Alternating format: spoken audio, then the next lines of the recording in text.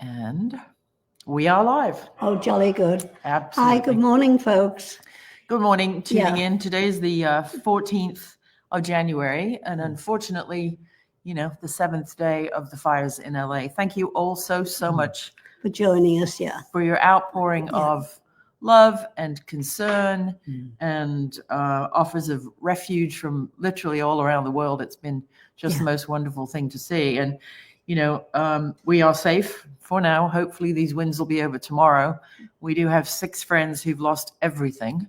The best place, if anybody wants to help locally, if you want to help the firefighters, I went to the Westchester Fire Station yesterday, and they're asking for Trader Joe's, Ralph's, or Costco gift cards because they are just covered up with stuff, which is lovely, but they've just got no more room for any stuff. So if you're wanting to help the firefighters, gift cards are definitely the best thing. And our local KTLA media have been doing yeoman's work around the clock, and they on ktla.com, they have a list of resources which they're updating. So if you want to help from far away, ktla.com has got a great list of local resources, from food and shelter and clothing to pet shelters and all kinds of lovely stuff. So just pray for LA, and that's all we can do. And remember, no donation is too small. If you only got $5, give it to someone. Or $1 to somebody's Venmo or PayPal. That's right. So I Venmo'd somebody yesterday because I hate the fees that GoFundMe charge. They're charging like 20%. So if you can Venmo or PayPal somebody, that's directly, then it's mano a mano. That's even better. So on to happier things. We did want to continue with our show and our plans and our lovely guests today, because it will be an uplifting brain break that much of us need. So as a youngster, Aaron Badgley developed a profound love of the Beatles and music in general, also developing a fascination with record labels. At the age of 19, he started working in radio, and by 20, he was a production manager for a number of stations in Canada. And thank you, Canada, for sending firefighters. In 2005, Aaron debuted his syndicated radio show, The Beatles Universe, which ran for 6 years. Currently, he is the host of Here Today and Backwards Traveler radio shows, and co-hosts From Memphis to Merseyside and The Wayback Music Machine with Tony Stewart. He writes for Spill Magazine and Immersive Audio Album, and has also contributed to the All Music Guide. And he joins us now from Toronto, Canada. Welcome, Aaron. Hello, Aaron. Hi. I just want to say before we start, my dad was a firefighter. In Whitby, where I grew up, and he was a captain. And I just want to send, I'm sending love and good vibes and hugs to all of you, and keeping you all in my prayers. And here in Canada, we're seeing this, and it's heartbreaking. But I want to say that. But yeah, my dad was a firefighter. Oh, gosh, what a hero. Absolutely. What a hero. Yeah, I went to our local fire station yesterday to just see what they need, take them a thank you card and see what they needed. Oh, that's beautiful. And I wrote one of my sappy little poems. And I brought 3 burly firefighters to tears in the parking lot. They opened the card, read the poem, and and then the captain handed me his card, and his name is Secco Cecchi, Seccocci. And I said, I know this is a completely wild card, but there's no chance you're Italian, is there? So at least you made them laugh, and God knows we could all do with a little laugh. We really could, yeah. Absolutely. And laughter is one thing, but music. I mean, I've turned on, my playlist to just take my mind away. So how you're a good bit younger than I am, but how was it that you were first introduced to the Beatles? That's a great question. I'm the youngest. You'll love this, Angie. I'm the youngest of 5 boys. And my second eldest brother, his name is Ian, still is. He was dating a girl up the street. Her name was Diane, and she was Beetle mad. And she used to give me Beetle records as a kid. The first record she ever gave me was Revolver. And I think at age 4, it was like, when Dorothy comes into the color part of Oz? Yep. Yeah. I put on Revolver, and everything went color, and I've been a Beatle nut ever since, I guess. And thankfully, I've got a lovely wife of 30-some years who puts up with it. Wow. Yeah, I love the Beatles. I love it. And I grew up with them as solo, so I knew kind of their solo stuff almost better than the Beatles stuff, right? So yes. Absolutely. Well, I think, they were obviously pioneers in Apple Records of, once they got off VJ and Capitol, and they were smart boys. They knew what the deal was. And they thought, well, why are we giving, they had a 12% deal in those days, which was a really good deal. But why are you giving 87 or 88% to the record label and the bands get 12? It's even worse now with Spotify and streaming. It's horrendous. But, a 12-point deal in those days was good. But that, I think it was John who said, well, what if we were the label? Wouldn't we keep the 88 as well? So, and this Apple Core and Apple Records was like their family office, and that was born. And I was listening to one of your interviews on YouTube the other night, and I had forgotten, take us back a little bit, how many artists were actually on Apple? I mean, you had Badfinger and Jackie Lomax, all kinds. Oh, Billy Preston, Doris Troy, Modern Jazz Quartet, John Tavener, Mary Hopkin, of course. That's right. There was a lot, and it was Radhakrishna Temple. They discovered the group Hot Chocolate, who went on in the 70s and had all those hits. Wow. Hot Chocolate released their first single on Apple Records. I used to love Errol Brown's voice. I can still hear that. When I hear the beginning of I Believe in Miracles, I turn it up every time. Well, he wouldn't have had the success without Apple. I mean, Apple introduced James Taylor was on Apple. That's right. Yeah. That's right. I'm wondering if, I know George Martin produced Jerry Beckley and Dewey Bunnell, who were better known as America, the duo, Horse with No Name. I don't think they were ever released on Apple, though, were they? No, they were on Warner Brothers, and I always thought they should have been on Apple. There's certain artists that you think they should have been on Apple or whatever label, but I love America, by the way. Full disclosure. Yeah. They're clients of ours for years and years, and just really. Yeah. We built their first VenturaHighway.com. We built their first website and digitized their fan club. They're just the nicest guys. I think Jerry's come off the road now. I think he's just had enough, and Dewey's taken over the name, and he's out there with a band. But just the most normal guys, after a gig, they'll pack all their own gear into their own cars, and just so down to earth. I can remember them coming to us when we were working out of our garage. It's that many years ago. 23 And they years. brought us their logo written in crayon on a piece of paper. It was penciled out. Yeah. And they said, these are our album covers and whatever. Can you digitize our logo make it for into us? something? It was Tim Brown, actually, our art guy, Tim Brown at the time, with a Wacom tablet, retraced the logo so that they could put it on T-shirts and stuff.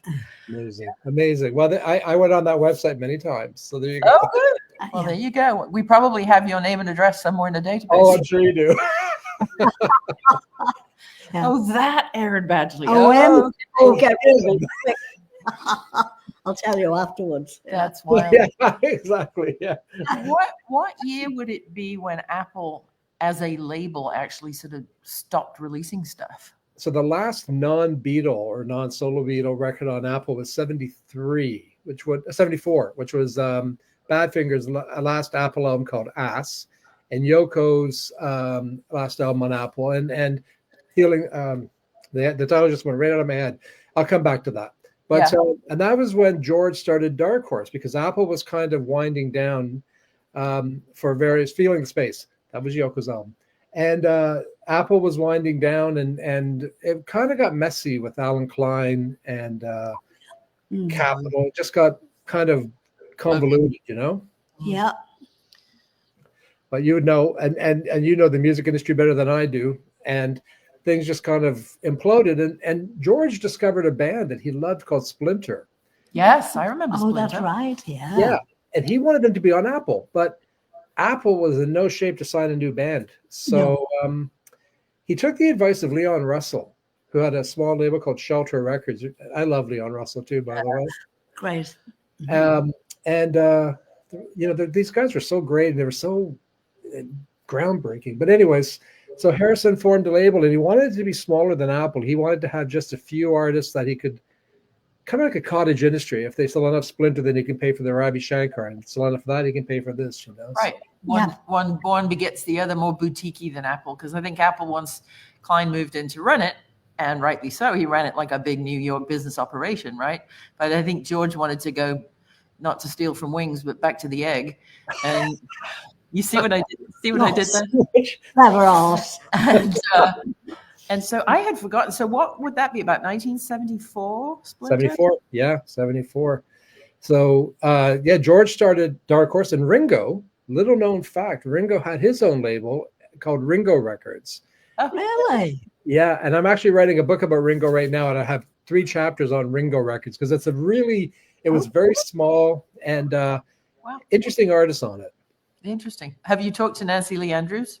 I have. She's so lovely. Lovely, and she wonderful. She's gorgeous. She's my spirit animal. she said, well, listen, I have about 25, 30 minutes to talk to you. And I think we ended up talking for a good 2 hours, Oh, she's so talented too as an artist. So beautiful and such a great sense of humor too. Yeah.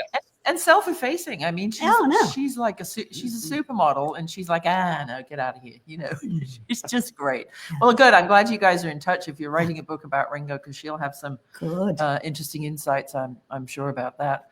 So, but George, I mean, they started with Splinter, but now where would handmade films have been in not the hierarchy, but the timeline? So in 1974, handmade was a thing, right? It started beforehand. That's a really good question, and a really interesting point. Is because of handmade films that Dark Horse kind of exists. And I'm going to backtrack. Splinter did a song for a film that George was financing called Little Malcolm and His Fight Against the Eunuchs, starring Malcolm McDowell. Really? Yeah, it was the first handmade film. And Splinter are in this pub singing a song in the background called Lonely Man. And George really wanted that to come out on Apple because he thought, well, the film will promote the single, and the single will promote the film. So he that's where it all started, because of handmade films. But then he didn't lose interest in films, but he kind of focused on Dark Horse Records until Monty Python lost the backing to Life of Brian. And as George Harrison said, it was the most expensive movie ticket I ever paid for. That's absolutely right. He nearly went bust, didn't he? Yeah, he remortgaged his house, didn't he, for that? He did. He remortgaged his. Oh boy! I mean, that's taking a chance. Yeah. So and again, I don't want to sound negative because I love the 4 Beatles. I just want to put that out to you. Yeah. But sometimes George missed some golden opportunities, because handmade films should have had their soundtracks on Dark Horse, and they never did that. And I don't know why. Why? Maybe in his old-fashioned working-class northern British mind, he thought it was double dipping or something. Could have been. I think that, I mean, everything I've read about the Beatles, all 4 of them, I mean, they never wanted to rip off their audience, right? No. So maybe he felt, I don't know, but so that's how Dark Horse, because of handmade films. So he's got, and the joke about handmade films was, I was talking to a guy who worked on A&M Records and Dark Horse, Derek Green, and he said, George had this office, and a little corner was handmade, and a big part of it was Dark Horse. And then by the end of Dark Horse's days, little corner was Dark Horse, and the rest was handmade films. That's wild. Yeah, I mean, Monty Python put them as a film company, put them on the map finally, thank God. And another old client of ours for years, and we built thejohncleese.com, was John, and known John since I was about 7 or 8 years old. They showed up in Liverpool one time to pay a charity football match, and they were all friends with my brother Mike McGee and McCartney from Scaffold. And Mike they knew each other from doing the Edinburgh Festival. So Scaffold was a trio, Roger McGough, John Gorman, and my brother Mike McGee. He went by McGee in those days. And they would go and do the Edinburgh Festival. So naturally they knew Peter Cook and Dudley Moore and all the Pythons and all of that stuff. So they were coming through Merseyside, the Pythons, to do a charity football match. And they decided to stop at our house for, tea and toast and laundry, probably. Get ready before they all bring their laundry. Yeah, get ready before they went to the football match and I said, well, I was about 7 or 8 years old.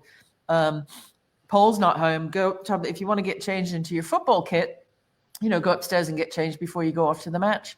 So, one by one, they trooped up there and whatever. And they were all on the upstairs landing laughing. And I sort of snuck halfway up the stairs, and they're all standing there dressed as nuns. They played football in nuns' habits. They used to love getting into women's clothing, didn't they? Oh, yeah. Well, they all went to boarding school, and I'll end that comment. Say no more. Nudge. Say no more. Yeah, that's all I'm saying. I'd rather just interview you two, to be honest with you.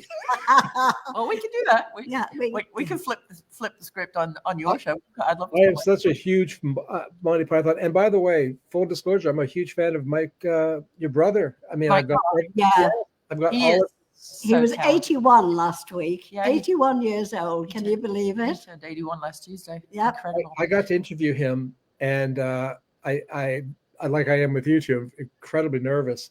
But he was always, Tig, get over yourself. Just Stop get it. drunk. Come on.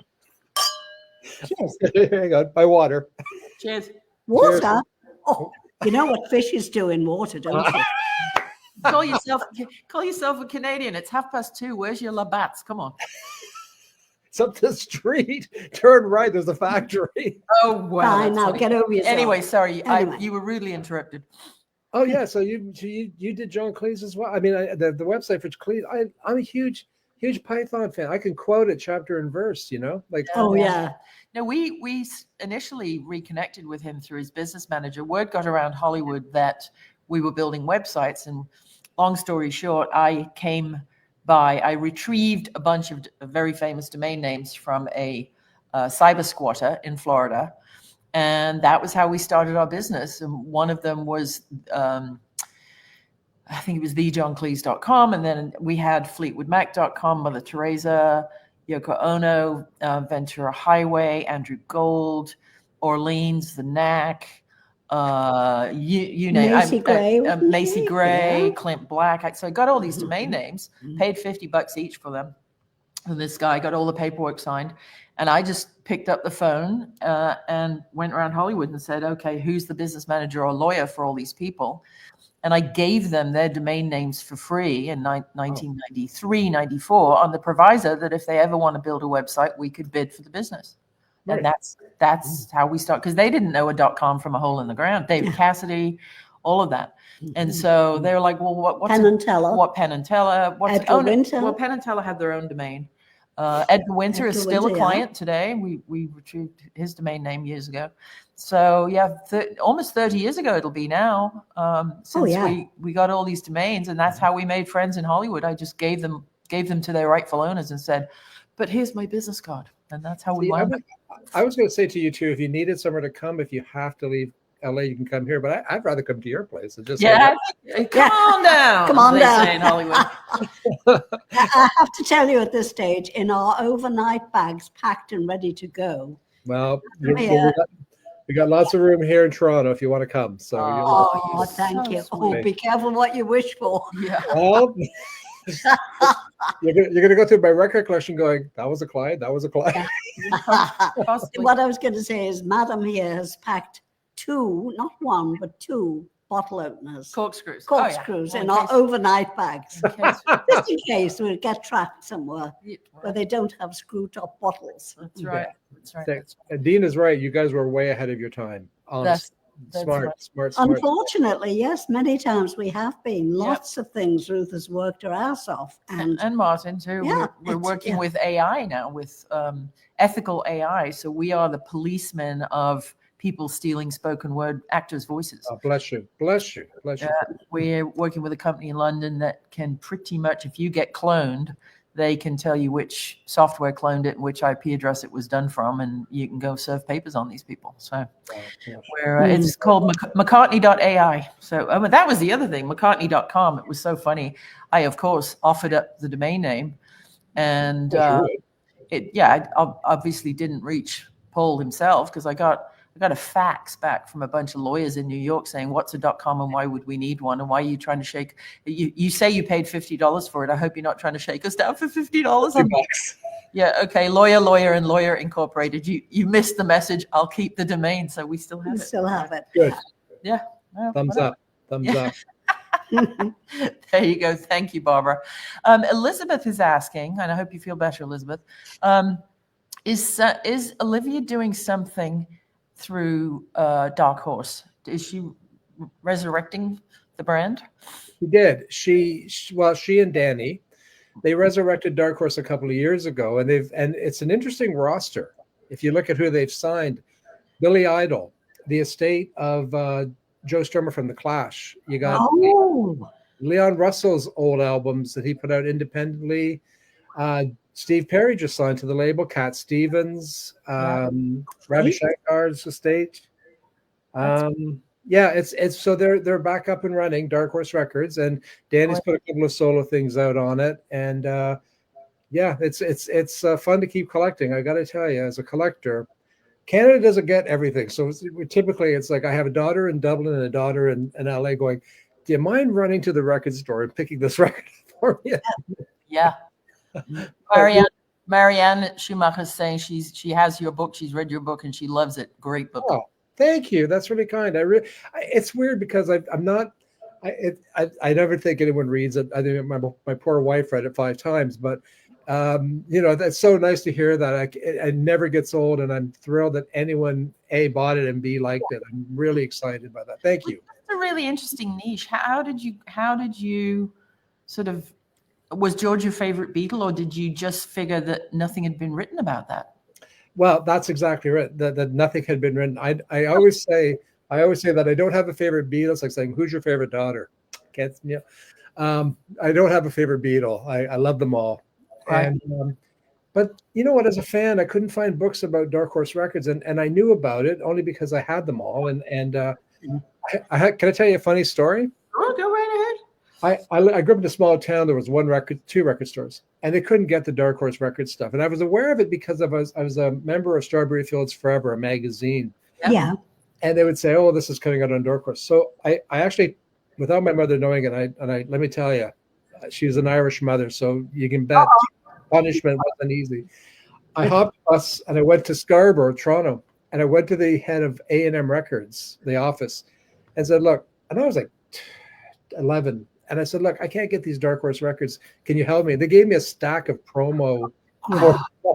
Great. Yeah. So I loved Dark Horse from that point on. I thought A&M's my hero, and yeah. Of course, my mother took the records away from me for a month, and and your bus pass, no doubt. And my bus pass, and my allowance, and a spanking, and yeah. Oh, yeah. Golly Moses. Well, but you got to do what you got to.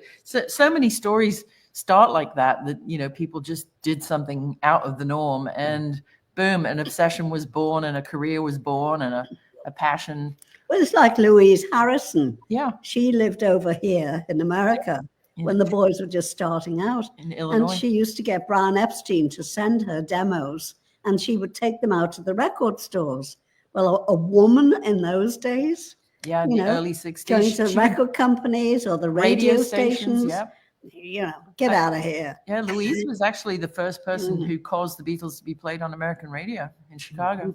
Yeah. Way back when. My brother was in a band, Yeah. Her book is. Have you read Louise's book? My brother's. I have indeed. In fact, she put an album out in I think 65 or 65, where she answers questions about George. And she was nominated for a Grammy for spoken word for something else. From the fans. She didn't win one, but she was nominated, which was great. And this one was on this year's Grammy ballot for her spoken word poetry book, Liverpool Limericks and Other Random Irish Haikus. I saw that, and I was going to congratulate you. Look at you. We didn't make it to a Grammy, but hey, I did get 2 letters from Queen Camila though about it. Yes, Queen Camilla's a fan. Yeah. Hey, you know what? Treasure that. But I love your stuff you do. I've been a fan of yours for a very long time, and aware of what you were doing. And thank you. You're both first of all, you're both remarkably smart, but so talented. And it's like, this is so cool. And so that's why I get nervous talking to true artists like yourself. Really? Oh, come on, get over yourself. It's called needs, must, and the devil drives. My grandmother would. It's called paying the rent. You have a crack at one thing. If it works, great. If it doesn't, move on. Next. But also, we have the advantage of being born in Liverpool, and you're born as a Scouser with a built-in sense of humor. Yeah. It just comes with the deal, Yeah. And you don't take yourself too seriously. You learn to laugh at adversity. Because if you do, every other Scouser in the room will knock you down. Absolutely. It's bullshit. Yeah. We went to Liverpool a couple of years ago. It was my first time in Liverpool, and I fell in love with the city, but the people there were just beyond nice and beyond. Oh, funny, aren't they? Oh, funny. Beyond funny. but he just told me. So I'm aching to get back. If Yeah. it'd be funny if you can freaking understand them, you know what I mean? I know. They all talk like that. Yeah, We don't. No, we don't. No, it was funny. We represent this Choctaw chef in Houston because, of course, we do. And Why not? David Skinner was in a shop in just south of Houston in Kemah on Sunday shopping with his wife, and she wanted McVitie's chocolate digestive biscuits, and who wouldn't? And they found this British grocery store, and chef walked in and he said to the woman, he said, I sort of recognize that accent. I kind of recognize that accent. Are you a Scouser? And she said, no, I'm a Scouser. And he said, oh, hang on, I'll put you on the phone with Paul McCartney's stepsister. And she said, yeah, like shite, you will. She just didn't believe him. So he picks up the phone and I answer it. And she and I would just getting into it. She said, where were you born? I said, Walton. She said, the prison or the hospital? That's good. That's good. Because Walton has both. Yeah, that's a good comeback. That's a good. That's good. Imagine she's running a little tea and cake and gift shop in south of Houston, and some bloke walks in and puts me on the phone, and she's like, "You are." I love it. I love it. Funny. It was so funny. Yeah, that's true, Elizabeth. People in Liverpool will give you the shirts off their backs. They will.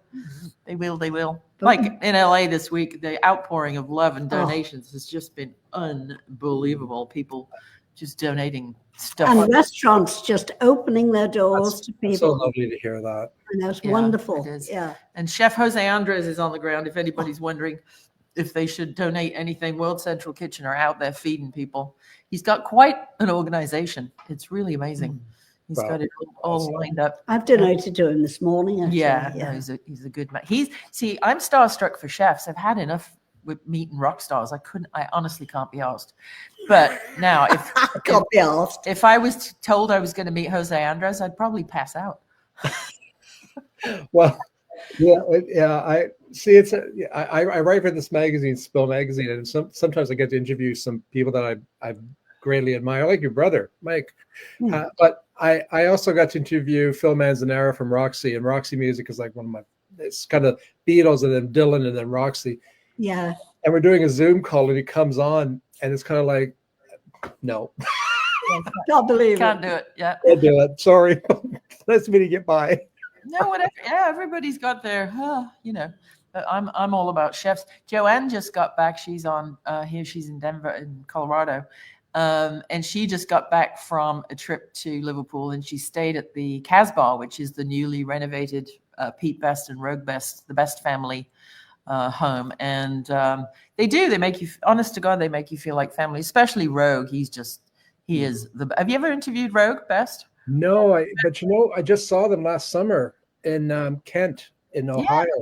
Yeah, they were great. Really, really lovely. Yeah. So and Pete's still out playing. He's got the Pete Best band. They just did a tour in Europe.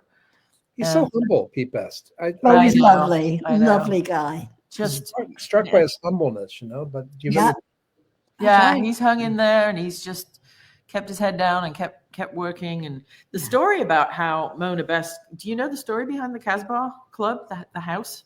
Well, I know that she opened it. The Casbah's in the basement of the house, right? Right, right, absolutely. So she got the house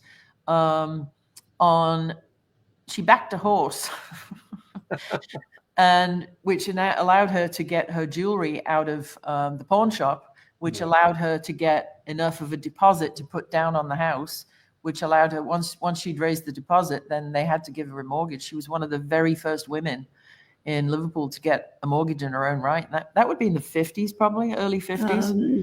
Maybe, or maybe even a little earlier. The happenstance there is the horse, the jockey on the winning horse that got her jewelry back, that got the house deposit, was a guy called Lester Piggott. And Lester Piggott rode our horse, Drake's Drum, that Paul bought for my dad. Lester Piggott was a part-time jockey for him. So, the circle closed on that one. So weird. I was the name was ringing a bell because I was just reading about Drake's Drum, and I was like, where do I know that name? That's where I knew it from. Yeah. Paul bought it for his dad for his 62nd birthday. Amazing. And it was the night that they had a premiere of one of their movies. Would it be Hard Day's Night? Probably. Yeah, Hard Day's Night, I think. And they were all at the after party at the Dorchester. And it was about to be at midnight. It was going to be And Princess Margaret was there. Jim's birthday. The Queen Mother was there and so on. And when it became midnight, Paul came over to his dad with a big flat brown paper package and gave it to his dad and said, "Happy birthday, Dad." And Jim opened it and said, "Oh, thanks, son. It's a very nice picture of a horse." He said, "I've just bought you the horse. I bought you not the picture. I bought you the bloody horse, and it's running at Aintree." It's running on Saturday. That's Oh my wild. gosh, I love that. That's so funny, but fantastic. And I mean, the stories you could tell probably from your days in Liverpool too. I mean, I remember hearing Paul McCartney saying that you were learning piano, I think, Ruth, and Yes. that's where he learned. That's where he did the song on Golden Abbey Road, Golden Slumber. Golden Slumber. Yeah. I was murdering Golden Slumbers. I was strangling it to death. And Oh God! he came down and said, "What are you ruining today?" You know, and we Sorry. we picked our way through the musical notes, and he's looking at it, and he said, "Well, where's this from?" And I said, "Oh, it's like 15th, 16th century. It's a poet called Thomas Dekker." And he's like, "Oh, that's fantastic. That's great news." And I'm like, "Great news? What?" He said, "Yeah, it's public domain. If I put it on an album, we won't have to pay copyright." That's funny. Hi, Albert in Chicago. Yes, Pete and Rogue are lovely men. Sammy, who runs Edgar Winter's Digital World and Social World, is just saying someone just sent her a little blurb about how Ringo's organized a couple of benefit concerts for the wildfire relief, star-studded, taking place at the Ryman in Nashville. So go Ringo. Oh, good. Breaking news. Good. We'll good find lad. out more about that and publish that. I have to go and I have to go now and see if I can book a flight to Nashville. Yeah, that's right. Yeah, it's a bit of a drive from Toronto. It's a bit of a drive. Yeah. Bit of a schlep. That's right. Yeah. So you're writing a book. Your Dark Horse is obviously, out and successful. What's your timeline like as an author? How do you organize your time, and do you give yourself deadlines, or you just wait for the universe to let it flow? So my first book, I was still working full time. I had a full time. I'm retired now, but I was working full time, and I would get up every morning, 7 days a week, and I would write from 6 a.m. until 8, which is when I had to leave for work. But then when COVID hit, I could write right till 9 because I was working from home. I do give myself deadlines, because if I don't give myself a deadline, and my wife will attest to this, if she says, "Well, get to it sometime is a long, vague statement. So I need someone to say, "I want this done by Sunday," then I'll get it done by Tuesday. So Yeah. Virgo, right? Yeah. So I wrote, and I would research, and I'd get lost in the research. That was the problem. I'd be looking at all these old magazines and interviews and just get distracted. But so I and the Dark Horse book seemed easier to me because, I didn't know I was going to get published. I didn't know anything. I was just writing because it was interesting. And so now, when you're writing, because someone said to me the other day, "Oh, I saw that you're writing this book on Ringo. Are you done?" No. Right. Give me a while. So yeah. And I'm writing another book on a band from Toronto called Klaatu. Oh, yeah, sure. Yeah. And everyone thought they were the Beatles in 76. Right. And it's an interesting story, because once they found out they weren't the Beatles, no one liked them anymore. Oh, funny. Sad story. Well, I laughed. I don't know why I laughed, but Klaatu with 2 A's, right? That's KLAU. right. Yeah. The movie. Interesting. So I have to give myself deadlines, or if I don't, it just doesn't get done. Yeah. And so what is your timeline on the Ringo book? Well, I'm hoping to have the first rough draft done. I'm aiming for the end of March, and I'm halfway through it.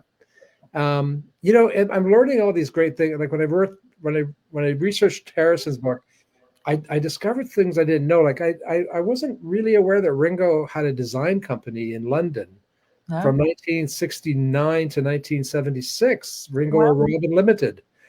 And they would design furniture. The biggest selling piece of furniture they had, you'll love this. It's a RollsRoyce. That's right. Yeah. Yeah, I remember that. The coffee table, because I The remember. coffee table. Yeah, it was a RollsRoyce grill. That's right. Yeah. Yeah, we saw it when we went to his house in Surrey, in Esher.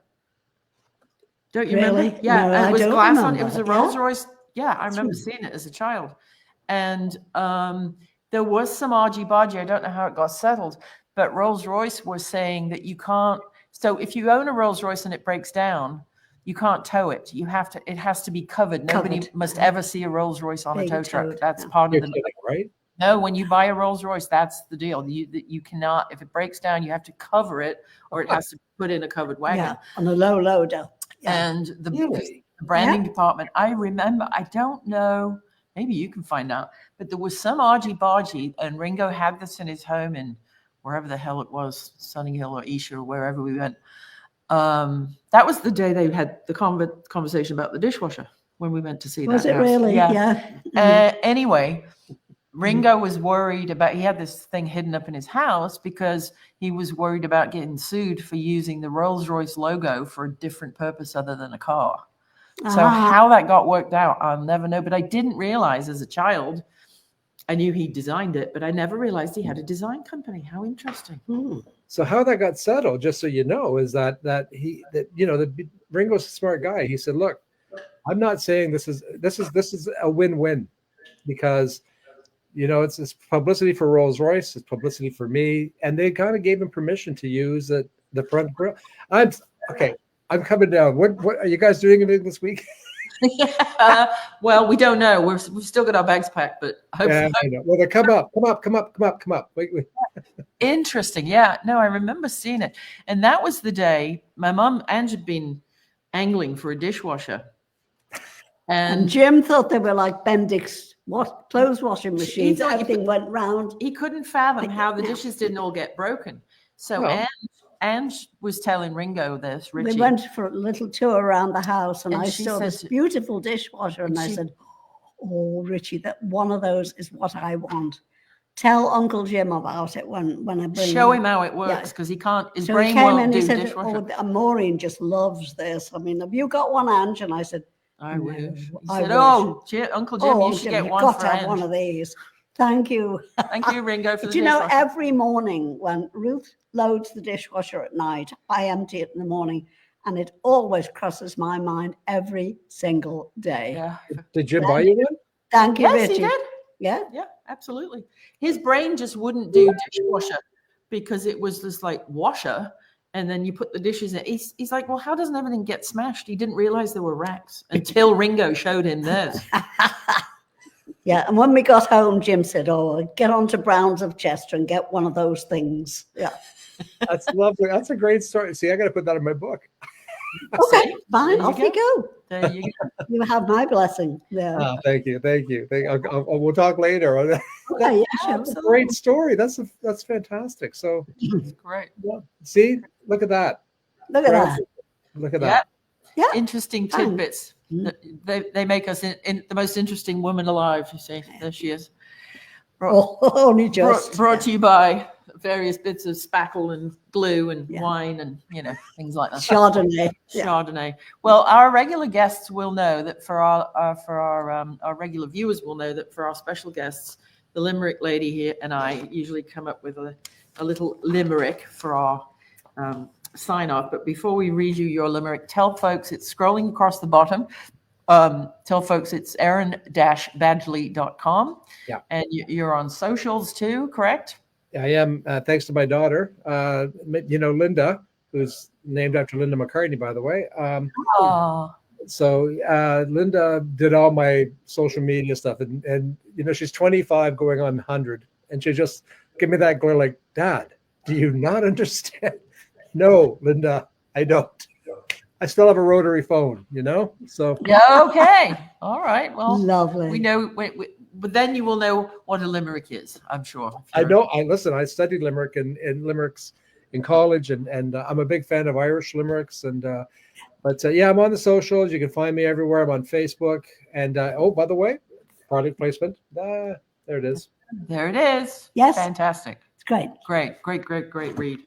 It's a must for your Beatles collection. Well, folks. thank you. Actually, you know what? After I finish the book on Ringo and Klaatu, I think I'll write a book about you two. God, you're gonna need a lot of pens and a lot of bottle openers. That's right. Biblical. Indeed. Yeah. So, are you sitting comfortably, Aaron? Let me get comfortable. Okay. Okay, And we'll begin. Okay. And a 1, 2, 3. We'd like to thank Aaron, our guest. His book on Dark Horse is the best. With its partner handmade, it helped George make the grade, releasing new art which he blessed. Ta-da! Okay, that's the best. That's beautiful. One of the best things that's ever happened to me on my time. So thank you. I'll email it to you when I go off the phone. Love it. You guys are great. I love your show, and I love the both of you. So thank you very much, and thanks for taking the time out of your deadline Ringo schedule. Yeah, to cheer up all of our viewers. Yes, absolutely. We all need it right now. And yeah. I'm hoping everything. Yeah. I hope everything works out for you guys. And yes, I really do. Thank you. We'll be fine. And again, if anybody wants to do anything locally, gift cards for Trader Joe's, Costco, Ralph's, Vaughn's, whatever, to your local fire station. And World Central Kitchen are doing great things. And also go to ktla.com for a list of resources and ways in which you can help. And thanks all so much for tuning in. Spread the love. Hi, Megan. And we'll Paul Moody, who's down at the Harbor Room, on it. Good boy, Paul. Good boy. All right, kids. Well, we will see you all of a sudden, and go to aaron-badgley.com and get your book, I'd say. Okay. Thank you. See you next time. Right, Thanks for having me on. I really, really appreciate it. Thank you so much. It was a real pleasure. Thank you. Absolutely, sweetheart. Bye-bye. Take care. Bye. Bye.